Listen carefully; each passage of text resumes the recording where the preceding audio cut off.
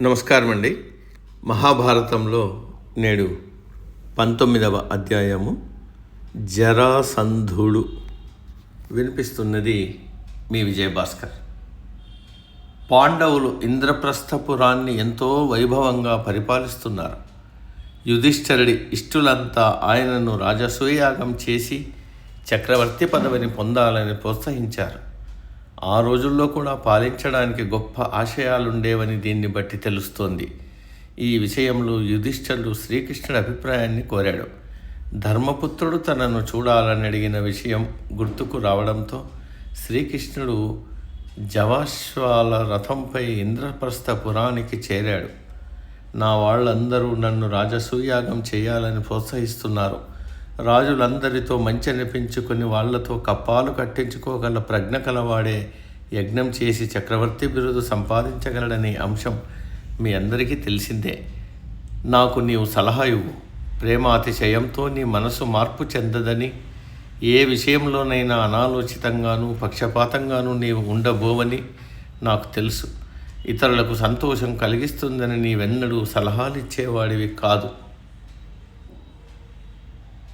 ఇతరులు సంతోషించడంలో నీకు సంబంధం లేదు. నీవిచ్చే అభిప్రాయం, సలహా ధర్మంగానూ ఆచరణీయంగానూ ఉంటుంది అన్నాడు యుధిష్ఠిరుడు. దానికి కృష్ణుడు, అలాగే, ఆ కారణం వల్ల నేను చెప్పేదేమంటే, మగధరాజు గనుడని చెప్పే జరాసంధుడు జీవించి ఉన్నంత కాలము నీకు చక్రవర్తి బిరుదు రాదు. అతడు చాలామంది రాజులను జయించి వారిని తనకు భృత్యులుగా మార్చుకున్నాడు. క్షత్రియులంతా పరాక్రమవంతుడైన శిశుపాలుడు కూడా జరాసంధుడి ప్రభావానికి భయపడి అతనికి లోబడిపోయాడు. ఉగ్రసేనుడి కుమారుడు దుర్మార్గుడైన కంసుడి గురించి విన్నావు కదా. అతడు జరాసంధుడి అల్లుడు. అతడికి కంసుడు సహాయకుడైన తర్వాత నేను నా ప్రజలు జరాసంధుడిపై దాడికి వెళ్ళాం. 3 ఏళ్ల పాటు ఎడతెగని యుద్ధం జరిగింది. మేము ఓడిపోయామని చెప్పక తప్పదు. అప్పుడు మేము మధుర వదిలి పశ్చిమ దిశలో ఉన్న ద్వారకకు వెళ్ళాం.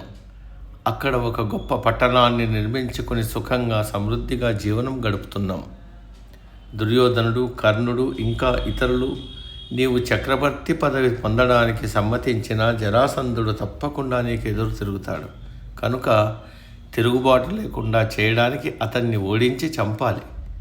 అప్పుడు నీవు రాజసూయం పూర్తి చేయడమే కాకుండా జరాసంధుడి వల్ల బందీలైన రాజులను విముక్తులను చేస్తే వారి స్నేహాన్ని, గౌరవాన్ని కూడా పొందుతావు. కృష్ణుడి మాటలు విన్న యుధిష్ఠిరుడు, నేను ఒప్పుకుంటాను. రాజ్యాలను న్యాయంగా ధర్మసమ్మతంగా పాలిస్తూ అత్యాశకు పోకుండా సౌఖ్యంగా జీవించే అనేక మంది రాజుల్లో నేనొకణ్ణి. చక్రవర్తి అవడం అనేది అంత పదవికి అర్హులం అన్నది తెలియజేయడానికి, గర్వపడటానికి మాత్రమే తప్ప వేరు కాదు. రాజు అన్నవాడు తన రాజ్యంతో ఎందుకు సంతృప్తి చెందకూడదు. కనుక చక్రవర్తి కావాలనే కోరికను నేను విడిచిపెడుతున్నాను. ఆ బిరుదు నిశ్చయంగా నన్ను ఆశపెట్టడం లేదు. నా అన్నదమ్ములు అలా కోరారు. నీవే జరాసంధుడికి భయపడుతుంటే మేమేం చేయగలమన్నాడు. ఈ మాటలు భీమసేనుడికి ఏమాత్రమూ రుచించలేదు. రాజుకు ఆశ గొప్ప గుణం. తన బలం తెలుసుకోలేనప్పుడు అది ఉండి కూడా ఫలమేమిటి? సోమరితనంతో కాలం గడుపుతూ ఇలా తృప్తి పడటం నాకు ఇష్టం లేదు.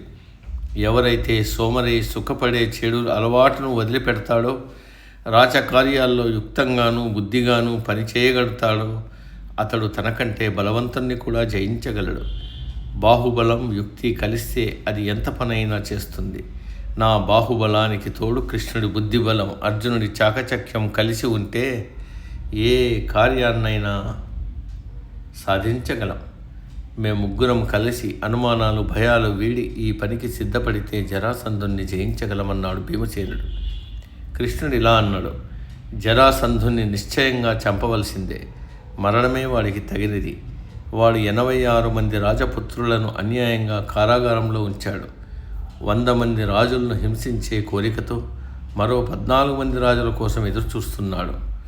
భీముడు, అర్జునుడు సమ్మతిస్తే నేను వారితో వెళ్తాను. మేము ముగ్గురము కలిసి ఆ మగధరాజును యుక్తితో చంపి బందీలుగా ఉన్న రాజులను విడిపిస్తాం. ఇది నా ఆలోచన అన్నాడు. యుధిష్ఠిరుడు ఈ అభిప్రాయాన్ని ఇష్టపడలేదు. కేవలం చక్రవర్తి అనిపించుకోవడానికి, మనకు తగని ఆశ పెట్టుకోవడానికి, దానికోసం నా 2 కళ్ళైన భీమార్జునులను మృత్యువాతకు సిద్ధం చేసినట్లే. ఇలాంటి అపాయకర కార్యానికి నేను పంపను. రాజసూయ యాగం ప్రసక్తే లేదు, ఆ ప్రయత్నమే వద్దు అన్నాడు యుధిష్ఠిరుడు. అర్జునుడు కలగజేసుకుంటూ, మనం ప్రఖ్యాతి చెందిన వంశంలో పుట్టాం. ధైర్యం, శౌర్యం, వీరకృత్యం లేకుంటే జీవించి ఫలితమేమి? క్షత్రియుడికి ఎన్ని సుగుణాలున్నా తాను కార్యసాధనకు పాటుపడకపోతే ఆ రాజుకు కీర్తి లభించదు. ఉత్సాహం జయానికి సూచిక. మనం చేపట్టిన కార్యం శక్తి యుక్తితో చేస్తే సంపదను పొందగలం.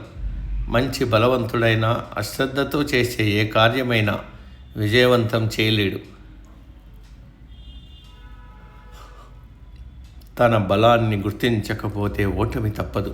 మేం బలవంతులమని తెలుసు, దాన్ని ఎంతవరకు ఉపయోగించాలో అంతవరకే ఉపయోగించడానికి మేము భయపడం. యుధిష్ఠిరుడు మనం యుద్ధం చేయడానికి అసమర్థులమని ఎందుకు అనుకోవాలి? వృద్ధాప్యం వస్తే అడవులకు పోయి శేష జీవితాన్ని నియమానుసారంగా తపస్సు చేసుకోవాలి.